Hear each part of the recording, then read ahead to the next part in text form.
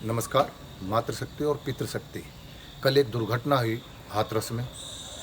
जयंत चौधरी जी पर अकारण ही लाठीचार्ज किया गया और वो अहंकार का एक बोध था।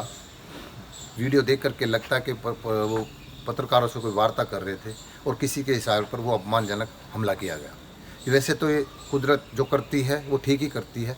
ये झकझोरने के लिए, जयंत चौधरी के ड्राइंग रूम की राजनीति करने से बाहर निकलने के लिए, किसान पुत्रों को भी अपनी गलतियों का एहसास करने के लिए ये ज़रूरी था। और इसका जवाब कोई ताकत से, झगड़े से नहीं है। सब सोच करके, चिंतन मंथन करके अहंकार को वोट के द्वारा ही तोड़ा जा सकता है। तो इकट्ठे होइए और जयंत चौधरी आप भी नींद से बाहर आइए। कुकुर मुत्ते की तरह चुनाव के दौरान या ऐसी कोई घटना हो जाए तब बाहर निकलते हो। ऐसी तत्परता अपने कवाल में दिखाई होती तो मुस्लिम जाट का गठबंधन ना टूटता मुजफ्फरनगर में। तो वो भूल आपने की, आज वो जागरूकता दिखाई है। तो आप के लिए भी ये ज़रूरी था, किसान पुत्रों के लिए भी ज़रूरी था। तो मैं ये बोलना चाहता हूँ कि ऐसी घटनाएं होना वैसे तो दुर्भाग्यपूर्ण है, लेकिन हमारे लिए अच्छा है कि ये हमारे नेता जो सोए हुए हैं, किसान पुत्र जाग जाएं और सत्ता का भी जो अहंकार है वो भी प्रदर्शित हो गया है। हालांकि सरकार को मैं पूर्ण तरह दोषी उस मायने में नहीं मानूंगा कि भाई ये कुछ ऐसा गलत करे। कुछ है, पार्शलिटी होती है, वो तब होती है जब सामने वाला कमज़ोर हो, तब हिम्मत होती है। तो हम बिखरे हुए लोग हैं, सोए हुए लोग हैं, विलासिता में हो रहे हैं, वोट को हम गुलाम मान रहे हैं ताकि नस्ल हमारी गुलाम है। तो वो भी भ्रांतियाँ कल लठ लग के पता चल गई होगी। अब इसको जागरूकता के लिए, स्वाभिमान को रक्षा के लिए थोड़ा सा जागें, सभी जागें, किसान भी और नेता भी और संगठन लोग भी जो जैसे संगठन चला रहे हैं। तो मैं ये बताना चाह रहा था कि इस देश में हमारे किसानों का कितना बड़ा योगदान रहा और शासक प्रशासक को हम समय समय पर उनकी गलतियों का एहसास भी कराता रहे, सत्ता को भी परिवर्तित करते रहे हैं। हमारा महत्वपूर्ण रोल रहा है दिल्ली की सरकार में। कुछ वर्षों से हम नेताविहीन हैं और नेताविहीन भी इसलिए हैं क्योंकि नेता हमारे विलासी हो गए हैं और हमें गुलाम मानने लगे हैं। तो ये भी एक दुर्भाग्य है हमारा। तो समय है अब जाग जाने का।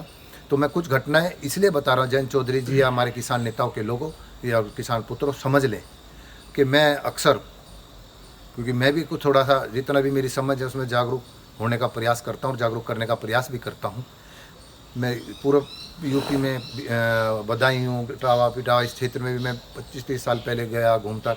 तो जब उस समय मुलायम सिंह जी का पूरा चरम था और अजीत सिंह की बेवकूफ़ियों से हमारा भाईचारा, एक ही नस्ल के लोगों का भेदभाव बढ़ गया था। लेकिन उस समय भी देहात में जब मैं जाता था तो यादव को जब पता चलता है कि जाट आया तो गले लग कर कहते बिरादर भाई आ गया। तो इतना लगाव करते थे और दुख होता था उनको कि भाई हम कैसे अलग अलग हो गए। तो वो बेवकूफ़ियाँ हुई थी, हम राजनीति के शिकार हुई, उसको दोबारा से पुनरावृत्ति ना हो, ध्यान रख लें। ऐसे ही मैं हैदराबाद में गया, वहाँ पर रेडी एक नस्ल है, वो भी हमें जब मैं गया कहने भाई हमारी बिरादर भाई हैं। तो वो भी हम कहने जैसे आपका वहाँ लोग आपकी स्पर्शा निष्पक्षता से और निडरता से व्यथित रहते हैं समाज, ऐसे ही हमसे यहाँ रहते हैं। तो मुझे वहाँ भी अपनापन सा लगा। महाराष्ट्र में भी ऐसे ही है, गुजरात में भी पटेल ऐसे ही हैं। तो कहना तात्पर्य है जितने भी हमारे किसान नस्ल के लोग हैं अधिकतम वे हमसे ही कहीं ना कहीं लिंक हैं। काम्बोज हैं, कुर्मी हैं, यादव हैं, गुज्जर हैं, अन्य अन्य और भी बहुत हैं। तो कहना मेरा मतलब ये है कि हम सब एक हैं, इकट्ठे हो जाएं। और मैं कुछ ऐसा प्रसंग सुनाना चाह रहा हूँ भूत का कि हमारी नस्ल के लोग जान लें कि हम किस तरह के थे। और देश के शासक चाहे वो ताकत के द्वारा भी उस समय रहे हों, नवाब हों या राजा हों, तो हम उन्हें समय समय पर चुनौती भी देते रहे और एहसास भी कराते रहे, अपनी उपस्थिति भी बताते रहे हैं। तो वो आज अभाव है। तो दोबारा हो सकता है इस अहंकार ने ये झकझोरने के लिए कहा और उसमें मैं भी कुछ ये शब्द इसलिए जोड़ रहा हूँ कि सोए हो तो जाग जाओ। घटना यहाँ से शुरू करता हूँ कि कुतुब मीनार से, मेरा भी गांव महरौली है, मेरे पुरखों का गांव महरौली है, हम तो मेरठ में आ गए थे। तो महरौली के आसपास जो इस पूरे वो गांव हैं वो सहरावतों के हैं और राजा अनंगपाल को तोमर वंश के थे, उनको शासन चलाने में, कब्जा कराने में हमारा भी बहुत बड़ा रोल है। तो कहना तात्पर्य है कि कुतुबुद्दीन ऐबक ने जो वो वहाँ कुतुब मीनार बनाई थी वो ऐसे की शौक में नहीं बनाई थी, क्योंकि वहाँ पर पथरीला इलाका है, छोटी छोटी पहाड़ियाँ हैं, कि खेत पैदावार होती नहीं थी। तो यही सब पहले ताकत के द्वारा, क्योंकि दो कोई उसका लूट रहा है वो उसका लूट रहा है, तो लूट खसोट का ही ज़माना था, भूख से शांत करने के लिए व्यक्ति कुछ भी करने को तत्पर हो जाता है। तो उस समय हमारे लोग वहाँ कुतुबुद्दीन ऐबक की रसद को लूटते थे। वो उनको छापामारी में पकड़ने का प्रयास कर नहीं पकड़े जाते। तब ये कुतुब मीनार बनाई थी, वाच टावर बनाया गया था कि भाई इनको जहाँ देख करके पकड़ लेंगे, लेकिन उसमें सफलता नहीं मिली।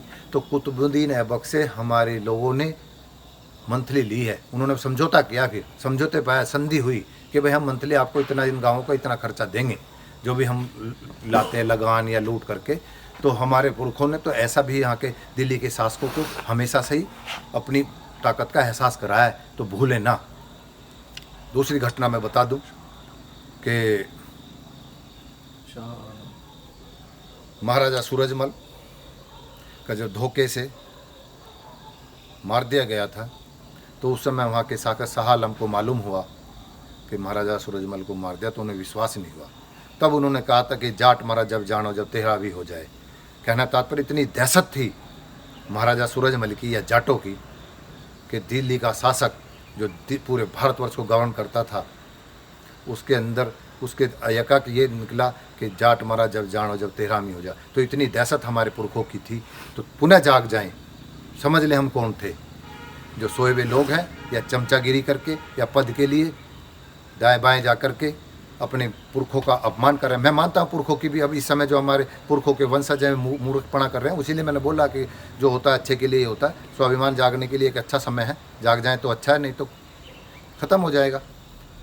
तीसरी एक और घटना मैं बताता हूँ कि एक बलबन शासक हुए दिल्ली के, उनको भी हमें कहा था कि अनपढ़ जाट पढ़ा जैसा, पढ़ा लिखा जाट खुदा जैसा।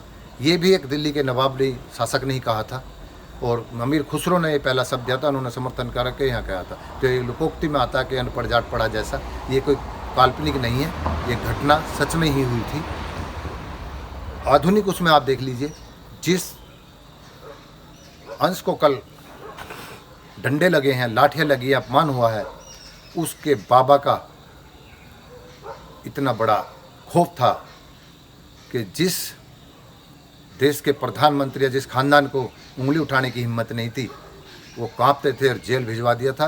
और उनके जो पीए भी रहे या फिर नेता बने आर के धवन, उन्होंने अपनी उसमें उनकी लेके उन्होंने पूरा तैयारी कर ली थी। अगर जनता पार्टी उस समय 77 में ना बिखरे तो इंदिरा गांधी इस देश को छोड़कर चली जाती। इतनी घबराहट में थी। तो तुम्हारे पुरखों ने तो ऐसा किया है और तुम कहाँ चले गए हो? तुम्हारे फादर की गलती थी, तुम तो जाग जाओ।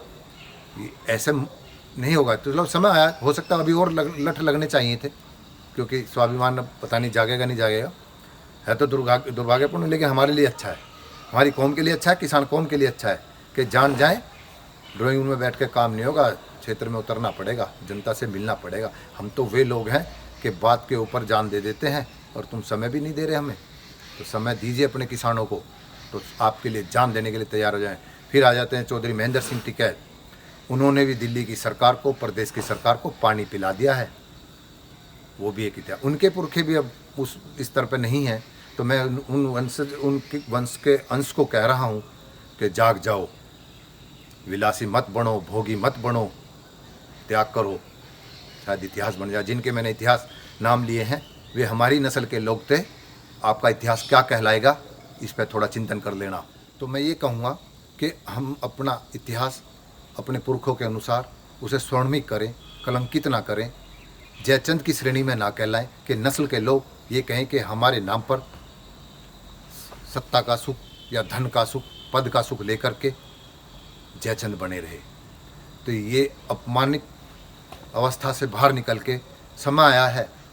सत्तासीन सरकार को भी अपनी ताकत का एहसास करा दो। समय समय पर जो हमारी नस्ल इस दिल्ली को पूर्व से ही एहसास कराती रही है, दोबारा इकट्ठे हो जाओ और अपनी ताकत का पुनर्जागरण करो। इन्हीं शब्दों के साथ मैं अपनी वाणी को विराम देता हूँ। नमस्कार।